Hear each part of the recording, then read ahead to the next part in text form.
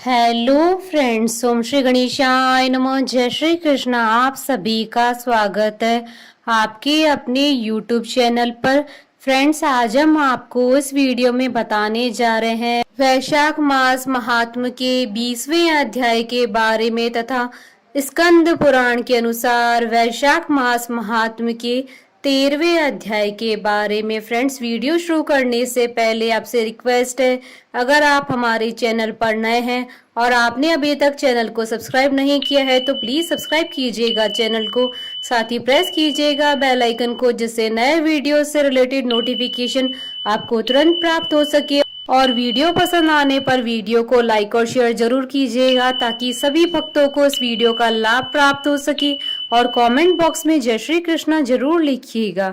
वैशाख मास महात्म सब प्रकार के विघ्नों का नाश करने वाले तथा सारी सृष्टि का पालन करने वाले श्री गणेश जी, ज्ञान की दाता देवी श्री सरस्वती जी तथा सब पुराणों के कर्ता श्री व्यास जी तथा श्री गुरुदेव जी के चरण कमलों में नमस्कार करके भगवान की श्रद्धा और भक्ति रस से डूबे हुए वैशाख मास महात्म की कथा कहती हूँ।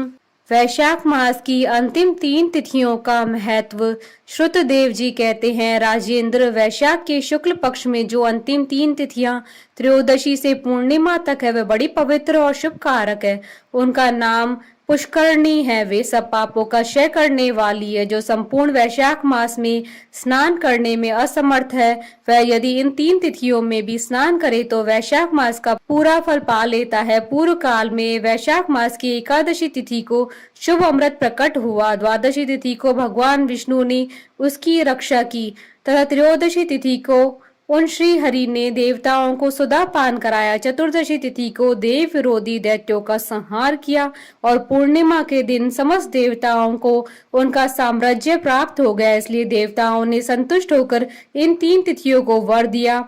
वैशाख मास की ये 3 शुभ तिथियां मनुष्यों के पापों का नाश करने वाली तथा उन्हें पुत्र पौत्र आदि फल देने वाली हों।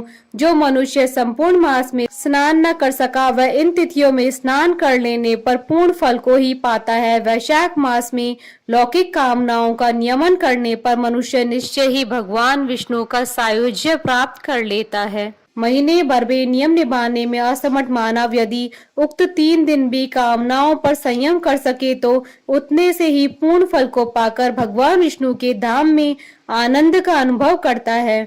इस प्रकार वर देकर देवता अपने धाम को चले गए। अतः पुष्करणी नाम से प्रसिद्ध अंतिम 3 तिथियां पुण्यदायिनी, समस्त पाप राशि का नाश करने वाली तथा पुत्र पौत्र को बढ़ाने वाली है। जो वैशाख मास में अंतिम 3 दिन गीता का पाठ करता है उसे प्रतिदिन अश्वमेध यज्ञ का फल मिलता है। जो उक्त तीनों दिन विष्णु सहस्त्र नाम का पाठ करता है उसके पुण्य फल का वर्णन करने में इस भूलोक तथा स्वर्ग लोक में कौन समर्थ है। पूर्णिमा को सहस्त्र नामों के द्वारा भगवान मधुसूदन को दूध से नहलाकर मनुष्य पापहीन वैकुंठ धाम को जाता है।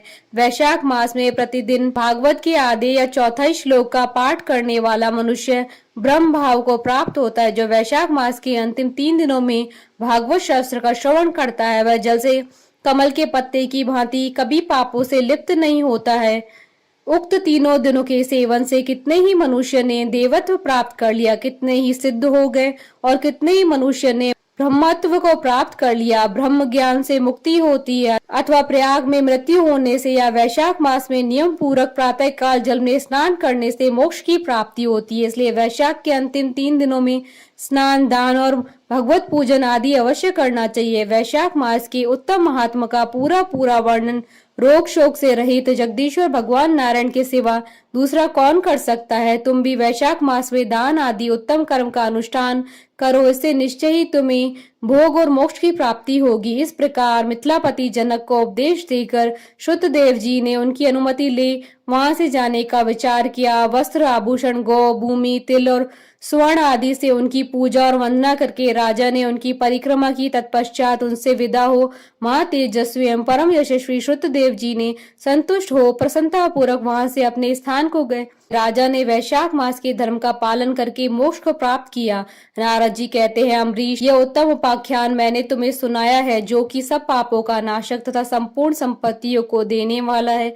इससे मनुष्य भुक्ति, मुक्ति, ज्ञान और मोक्ष पाता है। नारद जी का यह वचन सुनकर महायशस्वी राजा अम्बरीश मन ही मन बहुत प्रसन्न हुए। उन्होंने बाह्य जगत के व्यापारों से निवृत्त होकर मुनि को साष्टांग प्रणाम किया और अपने संपूर्ण वैभवों से उनकी पूजा की। तत्पश्चात उनसे विदा लेकर देवर्षि नारद जी दूसरे लोक में चले गए, क्योंकि दक्ष प्रजापति के शाप से वे एक स्थान पर नहीं ठहर सकते थे। राजश्री अम्बरीश भी नारद जी के बताए हुए सब धर्मों का अनुष्ठान करके निर्गुण पार ब्रह्म परमात्मा में विलीन हो गए। जो इस पाप नाशक एवं पुण्यवर्धक उपाख्यान को सुनता है या पढ़ता है वह परम गति को प्राप्त होता है। जिनके घर में ये लिखी हुई पुस्तक रहती है उनके हाथ में मुक्ति आ जाती है। फिर जो सदा उसके श्रवण में मन लगाते हैं उनके लिए तो कहना ही क्या है। इति श्री स्कंद पुराण अंतर्गत वैशाख मास महात्म का 13वां अध्याय संपूर्ण हुआ। बोलिए भगवान विष्णु की जय, सनातन धर्म की जय। हमारे साथ इस वीडियो में अंत तक बने रहने के लिए आपका धन्यवाद। ओम श्री गणेशाय नमः। जय श्री कृष्ण।